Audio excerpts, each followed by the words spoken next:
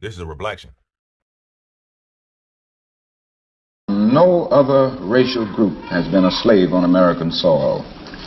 It's nice to say other people were down and they got up. They were not slaves on American soil. Wrong.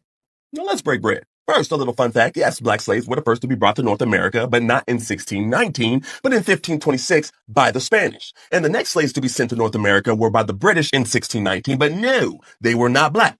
They were indeed white. Sir John Popham wanted to get rid of all the daggone vagabonds and what he considered to be the scum of England, so he emptied out the jails and took the vagabonds, the prostitutes, and the homeless, which included a lot of children, by the way, and started sending them to North America to work as forced labor, aka chattel, aka slaves. Then after that, it was on and popping, because kidnapping white people and then selling them to slave ships or swindling them and manipulating them onto these slave ships became the name of the game. And among the kidnapped and those who were swindled and hoodwinked and manipulated onto these slave ships during the 16 and 1700s were indeed the English, the Irish, who were called savages, the Scottish, and eventually the Germans. And yes, they were brutalized just like, or actually, should I say, right alongside black slaves. So this is just another swing and a miss for the Marxist false preacher, teacher, and false Christian, MLK Jr.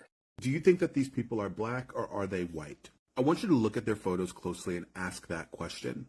This is the Platt family, and for generations they were classified as white. They went to all-white schools, they lived in all-white communities. That was until the sheriff looked at them and determined that they were Negroes because of their dusky skin color and broad noses. And just like that, overnight, their neighbors and friends threatened to burn their house down. They called the landlord and threatened to burn their house down. Their children were expelled from school. And in 1955, Ebony Magazine did a story on them. They had to move to a part of Florida in a home that had no hot running water. And they refused to send their children to a black school. They petitioned the state of Florida. This is an exact quote. They wrote to the governor of Florida and said, if the children never see the inside of another school, they will not go to a Negro school. The parents insisted that they were a mix of Native American and Irish, and they insisted that they had no black blood at all. They had to go to court to get their children back into the school that they wanted them in,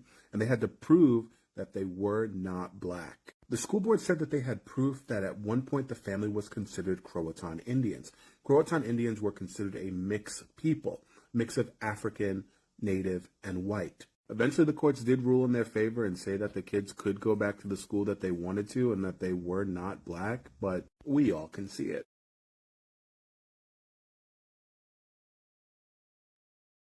That ain't white. No, That ain't white.